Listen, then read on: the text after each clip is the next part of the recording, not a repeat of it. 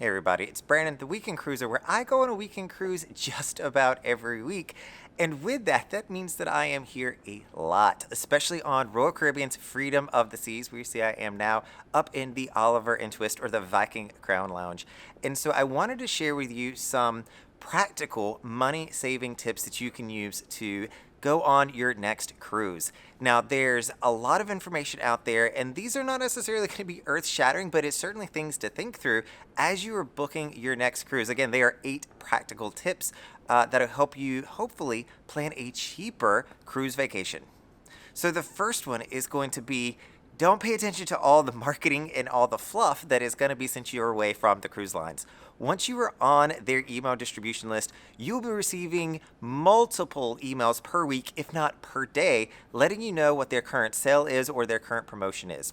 Now, in my experience, it doesn't really matter what it is. If it's 60% yesterday and now it's 30% per person today, it's still the same thing at double occupancy. So the prices you need to know for a cruise line are based on supply and demand for that sailing and stateroom category that you are booking. So the sale price or the sale promotion that they have doesn't necessarily change the actual price because it's still supply and demand based on that actual room. So even though the sale may not change, you may see the price of your cruise actually go down. So just make sure that you're being vigilant, you're watching the prices, and you're finding one that you're comfortable with, but pay no attention to the marketing. The only one that I would say that you might want to pay attention to is kids sale free, especially on Royal Caribbean. I have seen prices. If you are a larger family, this can make a big difference for you.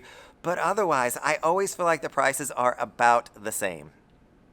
The second thing that I would urge you to do is consider what type of cabin are you going to be comfortable with. Now, I will tell you, in my experience, a balcony winds up being a novelty item. Everybody wants a balcony, but then at the end of the day, if you sit on your balcony, especially today, we're in Coco Cay, so I can see the Mariner of the Seas over here. Nobody is on their balcony. They may be on it for sail away, but then they're going to go back into their room or they're going to go to dinner when they get back on the ship. People don't actually use their balconies, so I would encourage you to book a lower tier stateroom. See if you would be comfortable with an interior room. Now, it's been my experience, my sailing style, if you will. I am never in my room. I'm in the room a little bit more with YouTube videos these days, making these for you all, but I'm really not in the room. I'm out hanging at friends. I'm by the pool. I'm at Coco Cay. I'm in the port.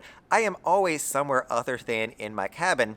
And so having a smaller room is not that much of a deal breaker for me, but you need to know yourself on this and book the lower tier or lower cost of that sailing for you, but knowing what's comfortable and what's going to work. Another great tip is to make sure that you're looking at smaller and older ships. Now, the Wonder of the Seas is new, the Odyssey of the Seas is new, and what you're going to find is anything that is new is going to come at a premium. So if you want to be on the latest and greatest, more people are going to be booking that one because that's what's popular.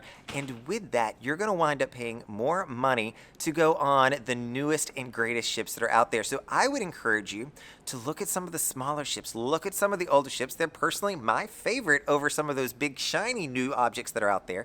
But make sure you're giving them a chance. Oftentimes, you can find really cheap sailings on some of these older ships and still have a wonderful cruise vacation.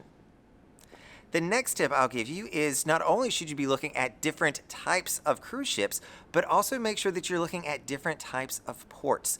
So in some cases, if you're looking specifically in South Florida, you may find a much cheaper deal going out of Galveston or even San Juan. San Juan can have some really, really cheap cruises. You've got some cruises with Royal Caribbean now out of Barbados. Make sure that you're looking there to see if those cruises are going to be at a lower price point.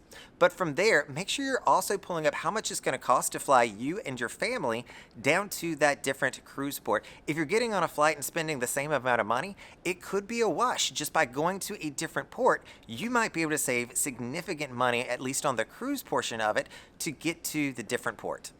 The fifth practical tip is make sure that you're not going in peak season. Now, peak season for the cruise lines is really around a student's school schedule, I would say. So if you are looking to come in the summer months, you are going to certainly be paying the highest fare to get on the cruise line. If you want to come during a holiday, so if you want to come during July 4th, if you want to come during Christmas or New Year's or Thanksgiving, those are also some of the most expensive cruises, and you have to book those well in advance even to get on the ship.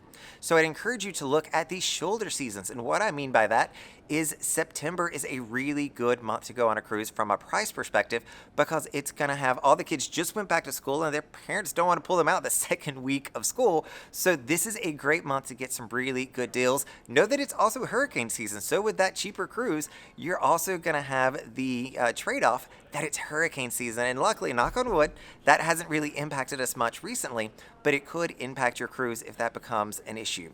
The other great month, I mentioned Christmas was an expensive time, but if you're looking in that season between Thanksgiving and between Christmas, most people have already traveled for Thanksgiving and Christmas and they don't want to go anywhere during the middle of December. That is also a time that I personally love to cruise because it is a lot cheaper to go because nobody else really wants to go sailing then because they just got back from grandma's house last week.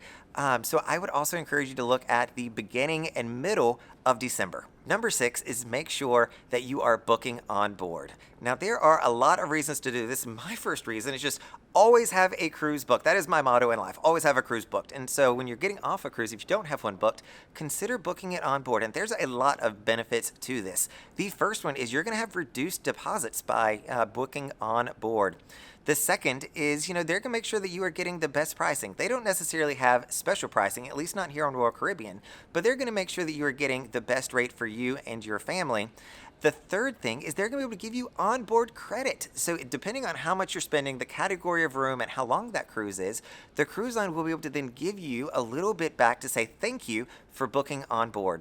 The seventh way to save money, and this is more of a long-term play, is loyalty has its perks. So if you are sticking with one particular cruise line, they're going to give you discounts to come back with them. Very similar to if you're purchasing a car and they have a return customer policy, that's going to happen on the cruise ships as well. So if you've sailed with them several times before, oftentimes you can find that you are going to find a discount on Royal Caribbean. It is a balcony discount is what you're going to get. So anything above a balcony, you're going to get a flat amount off of those rooms. So make sure that if you want to, everybody's a little bit different here. If you're sticking with the same cruise line, you're taking advantage of those loyalty pricing perks that you're going to be receiving as part of your benefit. Number 8 is make sure that you're using a good travel agent. Now, a good travel agent is going to already know who you are, what your family situation is, and what you're looking for. So if they have all of that information, they can then keep their eyes and ears open for when cruise discounts and sales come available that are really going to matter to you and your personal situation so that you're getting the best deal that is out there. They know what is a good price and what is not a good price. So if they see like the price is this today, they know that there's a good chance that that may go down. They may say you need to wait a few weeks to book it, or maybe they say just go ahead and book it and we'll just monitor it to see if you can get that price adjustment when it does shift. But a good travel agent is invaluable in trying to save money when going on a cruise vacation. All right, everybody, this is Brandon, the Weekend Cruiser, hoping to see you saving money and making it onto your next cruise vacation soon.